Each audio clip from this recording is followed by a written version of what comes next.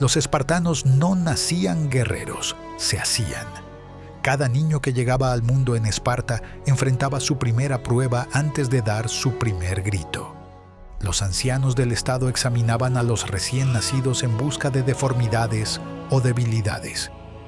Si el bebé no pasaba esta inspección, era abandonado en las laderas del monte Taygeto. Los que sobrevivían comenzaban una vida que los convertiría en los soldados más temidos del mundo griego. Esparta no era como otras ciudades griegas. Mientras Atenas celebraba la filosofía y el arte, Esparta veneraba la guerra. Todo en su sociedad giraba alrededor de crear mejores guerreros. Los ciudadanos espartanos, llamados espartiatas, representaban solo una pequeña fracción de la población. Por debajo de ellos vivían los periecos, habitantes libres pero sin derechos políticos, y en el escalón más bajo estaban los zilotas, una población esclavizada que trabajaba las tierras y mantenía funcionando la economía, mientras los espartanos se dedicaban exclusivamente al entrenamiento militar. Esta estructura social permitía que los hombres espartanos se enfocaran completamente en la guerra. No tenían que preocuparse por cultivar sus campos o trabajar en talleres.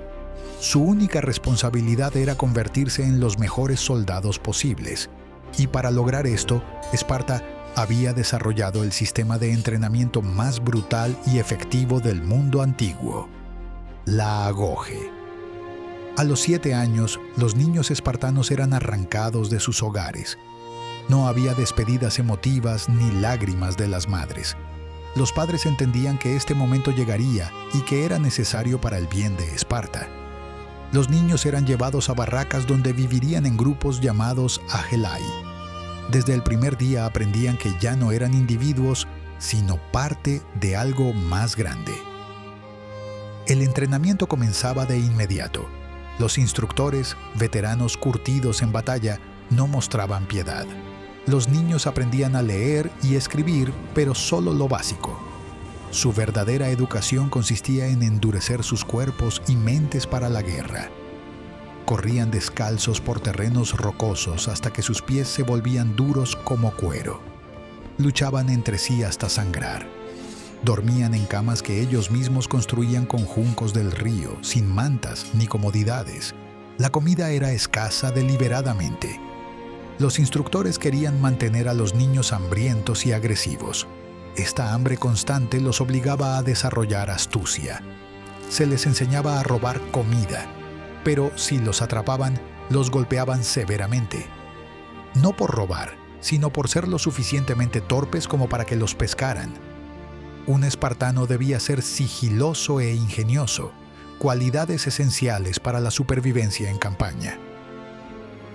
A medida que crecían, el entrenamiento se intensificaba. A los 12 años, los niños recibían solo una túnica al año y debían soportar el frío y el calor sin quejarse. Dejaban de usar sandalias y caminaban descalzos siempre. Se bañaban en el río Eurotas incluso en invierno. Todo estaba diseñado para eliminar cualquier rastro de debilidad o comodidad. Los jóvenes también desarrollaban relaciones con guerreros adultos que actuaban como mentores. Estos hombres mayores los guiaban no solo en técnicas de combate, sino en los valores espartanos. Les enseñaban que la muerte en batalla era preferible a la deshonra, que un espartano nunca se rendía y que su lealtad pertenecía primero a Esparta y luego a todo lo demás.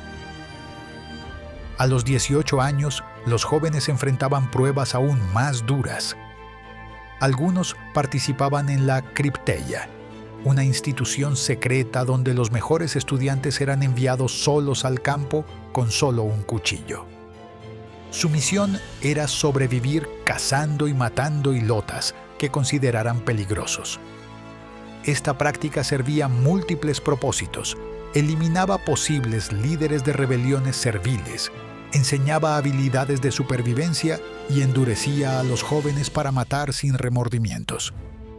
A los 20 años, si habían superado todas las pruebas, se convertían en guerreros completos. Pero, incluso entonces, su educación no terminaba. debían ser aceptados en un syssition, un grupo de comida comunal donde veteranos de todas las edades comían juntos. Solo cuando eran admitidos en uno de estos grupos podían considerarse verdaderos ciudadanos espartanos. El equipamiento del guerrero espartano reflejaba tanto su estatus como su función. Llevaban el famoso escudo redondo, la aspis, que medía casi 1 metro de diámetro y pesaba alrededor de 7 kilos. Este escudo no era solo para protección personal. En la falange espartana, cada hombre protegía a su compañero de la derecha con su escudo, creando una pared móvil de bronce. Perder el escudo en batalla era la deshonra suprema, porque significaba abandonar no solo tu propia protección, sino la de tus camaradas.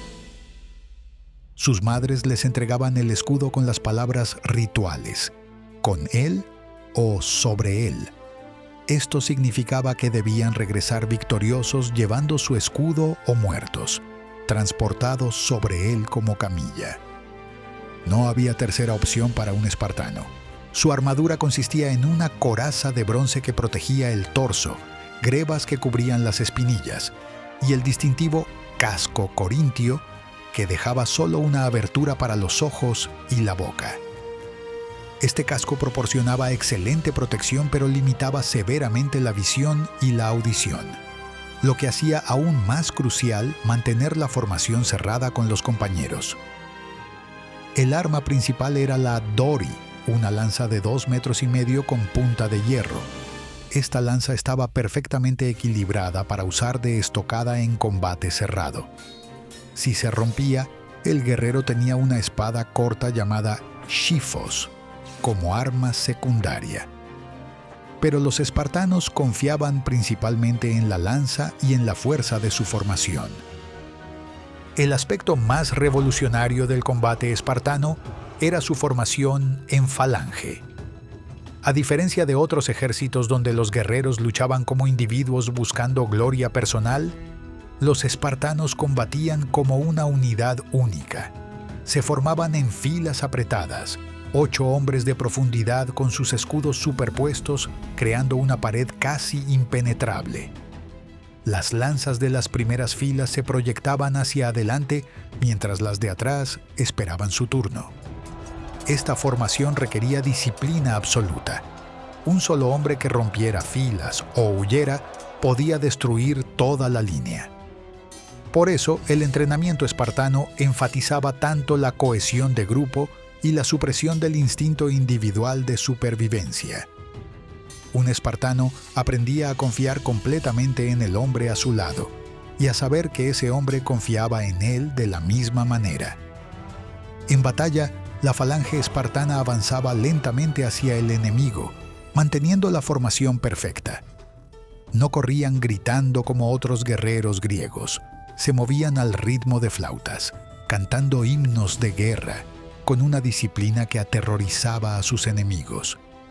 Esta calma deliberada en el fragor del combate era quizás su arma más efectiva. Cuando las falanges enemigas chocaban, comenzaba el otismos, literalmente el empuje. Los hombres de las filas traseras empujaban físicamente a los de adelante, creando una presión enorme contra el enemigo. Era un combate brutal donde los guerreros luchaban cara a cara, tratando de encontrar una abertura para clavar sus lanzas en la garganta o el rostro del oponente. Veloces espartanos demostraron su efectividad en innumerables batallas a lo largo de 3 siglos. Durante las guerras mesénicas del siglo VII a.C., conquistaron y esclavizaron a sus vecinos, estableciendo el sistema de hilotas que les permitiría dedicarse completamente a la guerra. En estas campañas prolongadas, los espartanos perfeccionaron su arte militar y desarrollaron la reputación que los haría legendarios. Pero fue durante las guerras médicas cuando los espartanos alcanzaron la inmortalidad histórica. En el año 490 a.C., cuando los persas invadieron Grecia por primera vez, los espartanos no pudieron participar en la batalla de Maratón debido a un festival religioso. Los atenienses tuvieron que enfrentar solos a los invasores, aunque salieron victoriosos. 10 años después, cuando Jerjes lanzó su invasión masiva, los espartanos estuvieron listos. El rey Leónidas, uno de los 2 reyes espartanos, fue enviado al norte con una fuerza pequeña para ganar tiempo mientras el resto de Grecia se preparaba. Oficialmente, no podía llevar al ejército completo debido al festival de Carneia, pero seleccionó a 300 guerreros veteranos, todos con hijos vivos que pudieran continuar su linaje. En las Termópilas, un estrecho paso entre las montañas y el mar, Leónidas estableció su posición. El paso era tan angosto que solo unos pocos hombres podían luchar lado a lado, neutralizando la ventaja numérica persa. Junto con sus aliados griegos, que sumaban alrededor de 7.000 hombres en total, los espartanos se prepararon para enfrentar a un ejército que las fuentes antiguas estimaban en millones, aunque los historiadores modernos calculan entre 100.000 y 300.000 persas. Durante 3 días, las tropas de Jerjes se estrellaron contra la línea griega sin poder romperla. Los arqueros persas disparaban tantas flechas que, según un espartano llamado Dienises, oscurecían el sol. Su respuesta se hizo legendaria: «Mejor, así lucharemos en la sombra». Esta respuesta ejemplificaba el humor lacónico espartano y su desprecio por el peligro. Los inmortales, la élite persa, atacaron esperando barrer fácilmente a los griegos, pero se encontraron con una disciplina y ferocidad que nunca habían enfrentado. Los espartanos fingían retirarse, atrayendo a los persas fuera de formación. Luego se daban vuelta y los masacraban en combate cerrado. Sus lanzas más largas y su armadura más pesada les daban ventaja decisiva en el enfrentamiento directo. La batalla cambió cuando un griego local llamado Efialtes traicionó a su propia gente. Mostró a los persas un sendero de montaña que permitía rodear la posición griega.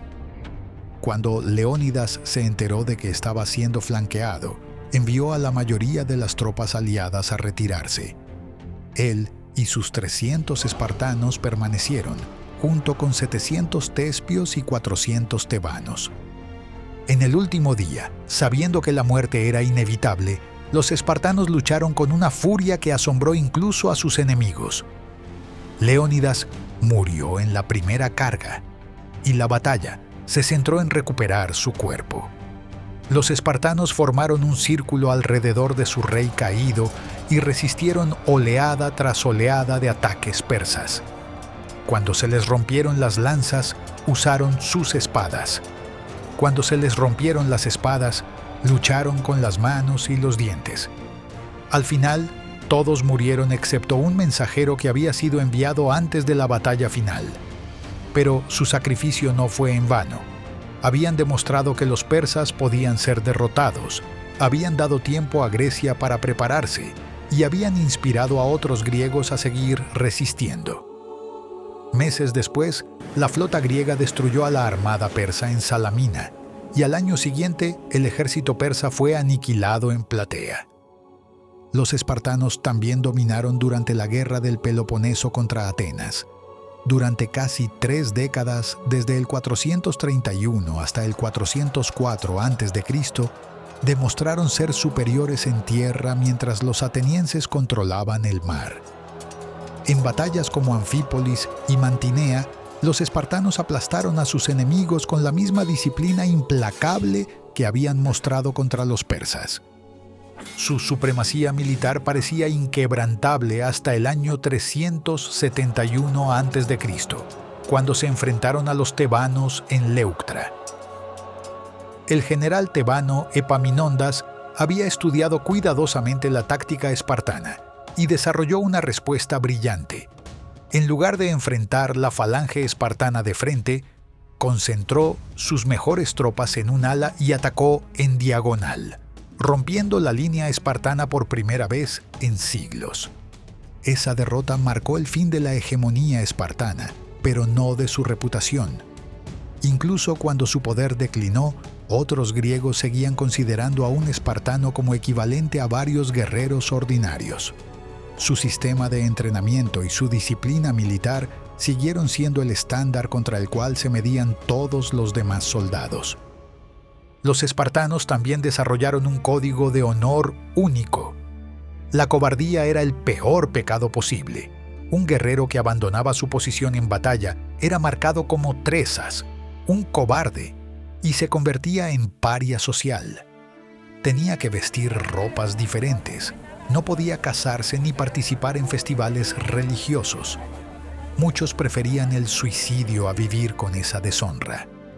Por el contrario, morir en batalla era la gloria suprema. Las madres espartanas criaban a sus hijos sabiendo que probablemente morirían luchando, y consideraban esto un honor. Cuando un guerrero caía en combate, su nombre se inscribía en una estela y su memoria era honrada para siempre. Los que sobrevivían a las batallas a menudo enfrentaban sospechas, especialmente si eran los únicos supervivientes de una unidad aniquilada. Esta mentalidad creó soldados que literalmente no conocían el miedo. No porque fueran incapaces de sentirlo, sino porque habían sido condicionados desde la infancia a valorar el honor por encima de la vida. Un espartano sabía que prefería morir antes que vivir como cobarde, y sus enemigos lo sabían también. El impacto de los espartanos se extendió mucho más allá del campo de batalla. Su disciplina y dedicación se convirtieron en un ideal que otras culturas trataron de emular. Los romanos, en particular, admiraban la virtud militar espartana y adoptaron muchos de sus métodos de entrenamiento. Incluso hoy, la palabra espartano evoca imágenes de disciplina, sacrificio y excelencia militar. Pero los espartanos reales eran más complejos que el estereotipo popular. No eran máquinas de matar sin emociones. Tenían familias que amaban, amistades profundas forjadas en el entrenamiento y la batalla, y un sentido del humor distintivo. Su famoso laconismo, la tendencia a hablar con pocas palabras pero gran impacto, reflejaba no solo eficiencia militar, sino una cultura que valoraba la sustancia por encima de la forma. También fueron innovadores tácticos. Desarrollaron técnicas de combate que influyeron en la guerra durante siglos. Su uso de la falange perfeccionó lo que se convertiría en la formación dominante de la infantería pesada hasta la época romana. Sus métodos de entrenamiento establecieron principios que los ejércitos modernos aún utilizan: disciplina de grupo, lealtad de unidad y preparación física extrema. Sin embargo, el sistema espartano también tenía debilidades fundamentales. Su dependencia de la esclavitud de los hilotas creaba vulnerabilidades internas. Su población ciudadana era pequeña y disminuía constantemente debido a las bajas de guerra y los estrictos requisitos para la ciudadanía. Su resistencia al cambio los dejó eventualmente obsoletos cuando la guerra evolucionó más allá de la falange hoplita tradicional. Al final, los espartanos fueron víctimas de su propio éxito. Su sistema produjo los mejores soldados del mundo griego, pero a un costo social y demográfico que no podían sostener indefinidamente. Cuando las circunstancias cambiaron y necesitaron adaptarse, descubrieron que su cultura era demasiado rígida para evolucionar. Pero durante sus 3 siglos de dominio, los espartanos establecieron un estándar de excelencia militar que nunca ha sido superado. Eran soldados que habían dedicado literalmente toda su vida a perfeccionar su arte. Desde los 7 años hasta los 60, cada día se centraba en convertirse en mejores guerreros. El resultado fue una fuerza militar que, hombre por hombre, no tenía igual en el mundo antiguo. Los espartanos reales no eran los superhombres fantásticos de las películas modernas. Eran seres humanos que habían sido moldeados por el sistema más intenso de entrenamiento militar jamás concebido. Su fuerza no venía de poderes sobrehumanos, sino de disciplina sobrehumana, de una voluntad inquebrantable, forjada a través de décadas de preparación. eran el producto de una sociedad que había decidido que la excelencia militar valía cualquier sacrificio, y durante 3 siglos demostraron que tenían razón.